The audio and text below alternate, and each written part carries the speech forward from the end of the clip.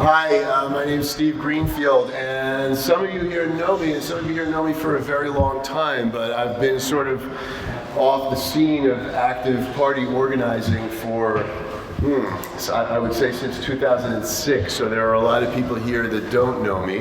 And so I'm going to just give a little quick, snapshot of the background here of how I came into being here in front of you today as a Green Party candidate, because this is not the first time for me, but not everybody here knows that. I was one of the principal organizers of the New Paltz Green Party that elected the first Green elected officials in New York State history. People you may have heard of, Jason West and Rebecca Rotzler.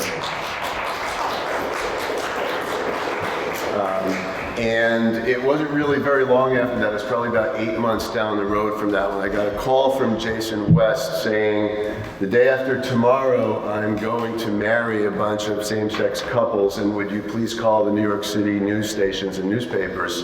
Because he figured I'm from New York, and therefore I'm best qualified to do that. And so I did, and so if anybody remembers anything about that time and the kind of massive O.J. Simpson trial media circus that we had circulating in New Paltz at that time, I was the press agent. That was my role, and then managing all of them and getting their information through that entire process. And I'm sure you're all aware that that event and the risk that Jason took of arrest and losing his job, and then that Rebecca picked up for him after he was barred from further marriages, was really the major force in New York State of making that a statewide issue and leading not long thereafter to the change of the law in New York State. And so I bring that in as a bit of background to just encourage people, if you think that we're tilting at windmills all the time, every once in a while one of those windmills falls over.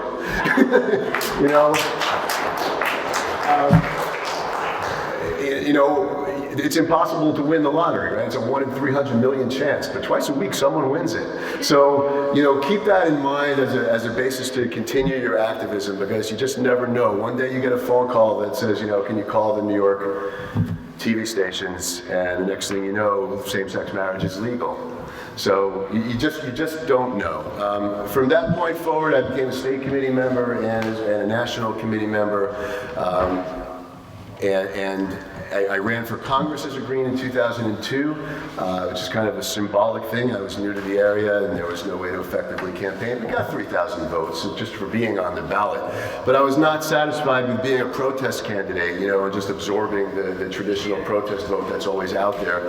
In the following year, in 2003, after we elected Jason and Rebecca, I ran for county legislature as a Green in what was the first partisan race that we were making this inroad into, and I got over 20% of the vote in that race. And so that was at the time, and it may still be, I'd have to check, but in a partisan race in New York State in which both major parties were running, it's possible that my total from that election still stands as a record in the percentage for that. A few years later, I ended up running for school board in 2008, and I won that election. So between 2008 and now, I served 2 terms on the New Paltz Central School District School Board, where we kind of pioneered in New York State the school boards that were opposing the testing and the APPR requirements that teachers were under, and that's where I met Gia, because we had, and I would actually bring this forth, I'll transfer it to our website. Michael O'Donnell, another member of the New Paltz School Board, and I co-authored what most school boards here in New York State think of as the white paper on the issue of APPR and why the state system not only doesn't work, but basically can't work, why it's structurally incapable of working. I'm very proud of that document, and that several other school boards in the state adopted it as their own, adapting the language for their own districts. So that's the background for me, coming back in here now to run again for Congress. Just so you know what the campaign is about in the shortest possible version. Obviously, I'm dealing with the Green New Deal. I had already been working with a version of that all the way back in 2002, which I called at that time Transition to the Post-Fossil Fuel Economy. I went to Columbia and I majored in economics, and so I can speak to a lot of these questions, not simply from the values end, which is of course perfectly valid, but I can put the numbers behind a lot of them. I'm the person, because I was on a school board and I was levying property taxes to people, who can say, that if we had single-payer health insurance at the national level in this country, that your property taxes would go down by between 16 and 22%, because that's the average rate of property taxes that goes to paying municipal employee health care plans.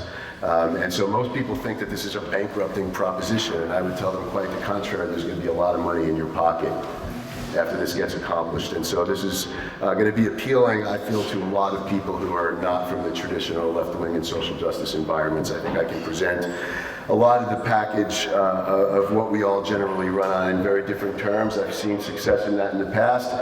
And one last thing, because time is short and I don't want to run around with this. You can all contact me at greenfieldforcongress@gmail.com for specifics.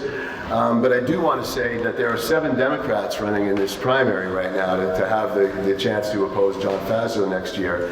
And no matter which one of them wins, only John Faso and I will ever have had previous office holding experience. I have a record I can run on. The school website still has all the legislation I authored and was adopted, so people can read it. And that really has a lot to do with why I ran. I don't think the United States House of Representatives is an entry-level position. And it's also a big change for Greens, I think, this year.